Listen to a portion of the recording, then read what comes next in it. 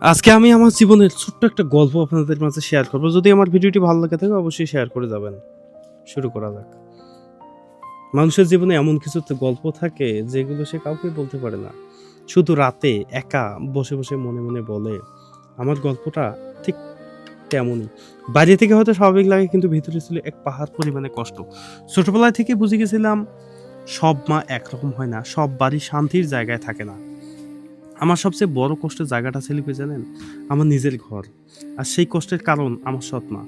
প্রতিদিন নতুন, নতুন কথা শুনতে হতো। কখনো অবহেলা, কখনো অপমান, কখনো এমন আচরণ যেন আমি এই বাড়ির কেউই নই। একসময় আয়নার সামনে দাঁড়িয়ে নিজেকে জিজ্ঞেস করলাম, "আমি কি সত্যি এতটা অপ্রয়োজনীয়?" বাবার কাছে বলতে পারিনি। কারণ ভয় ছিল। যদি উনি বিশ্বাস না করেন, তাই চুপচাপ সব সহ্য করে যেতাম। ভিতরে, ভিতরে ভেঙে যাচ্ছিলাম কিন্তু বাহিরে হাসি দেখতাম। একদিন সবকিছু সীমানা ছাড়িয়ে গেল। সেই দিনটা হয়তো এখনো আমার খুব বেশি মনে পড়ে। কোনো ঝগড়া না, কোনো চিৎকার না। শুধু চুপচাপ একটা সিদ্ধান্ত নিয়েছিলাম এই বাড়িতে আর আমি থাকবো না। কিছু না ভেবেই বের হয়ে গেলাম। সাথে কোনো টাকা ছিল না, অর্থ সম্পদ কিছুই ছিল না। কিছু নিইনি বাসা থেকে। না কোনো ঠিকানা, না কোনো গন্তব্যস্থান। কোথায় যাবো, কি করবো কিছু বুঝতে পারছিলাম না। শুধু মনের ভিতরে একটা আত্মবিশ্বাস ছিল। কষ্টে ভরা চোখে আমি একটা অজানা একটা স্বপ্ন দেখছিলাম। সেই শুরু হলো আমার একা পথ চলা। রাস্তায় একাকিত্ব, মানুষের অচেনা দৃষ্টি সবকিছু আমাকে ভিতর থেকে কেমন জানি বদলে যেতে লাগলো। ভালো মানুষের চেয়ে খারাপের সঙ্গটা আগে থেকেই এসে ধরলো। ধীরে, ধীরে আমি হারিয়ে যেতে লাগলাম। একদিন এক বন্ধু বলল, "একটু ট্রাই কর, ভালো লাগবে।" সেই ১ম ধূমপান, ১ম কাশি, পরে অভ্যাস। তারপর সেটা হয়ে গেল আমার লুকোনোর জায়গা।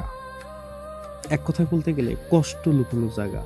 যখন খুব কষ্ট হতো, আমি ধোঁয়ার মাঝে নিজেকে হারিয়ে ফেলতাম। মনে হতো এই ধোঁয়ার কষ্টটা উড়ে যাচ্ছে। এই ধোঁয়ার কারণে আমার কষ্টটা উড়ে যাচ্ছে অনেক দূরে। কিন্তু সত্যিটা হলো কষ্ট কোথাও যায় না। শুধু ভিতরে জমে থাকে। অনেক রাত কেঁদেছি, কেউ জানে না। অনেকবার ভেঙে পড়েছি, কেউ দেখেনি। কিন্তু একটা জিনিস কখনো হারায়নি, বাঁচার ইচ্ছা। ধীরে, ধীরে নিজেকে সামলাতে শিখলাম। ভুল থেকে শিখলাম, মানুষ চিনতে শিখলাম। আর সবচেয়ে বড় কথা হলো নিজের উপর ভরসা করতে শিখলাম। আজ আলহামদুলিল্লাহ ভালো আছি। সবকিছু পারফেক্ট না, কিন্তু শান্তিতে আছি। আর আরেকটা বিষয় কি জানো?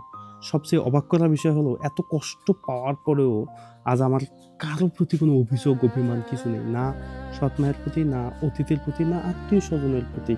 কারণ আমি বুঝে গেছি অভিযোগ রাখলে নিজের জীবনটাই ভারী হয়ে যায়। আমি তাদের জন্য দোয়া করি ভালো থাকুক তারা। কারণ আমি জানি কষ্ট কি জিনিস। আজ আমি দাঁড়িয়ে আছি নিজের চেষ্টায়, নিজের শান্তিতে। এটাই আমার জিত।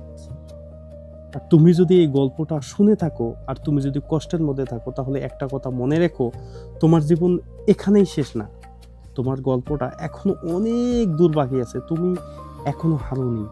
তুমি শুধু একটা কঠিন সময় পার করছো। একদিন তুমি বলবে আলহামদুলিল্লাহ ভালো আছি। আর সেই দিনটাই হবে তোমার সবচেয়ে বড় একটা জয়ের দিন। ভিডিওটি কন্টিনিউ করার জন্য ধন্যবাদ। যদি ভিডিওটি ভালো লেগে থাকে অবশ্যই শেয়ার করবা। ধন্যবাদ বন্ধু।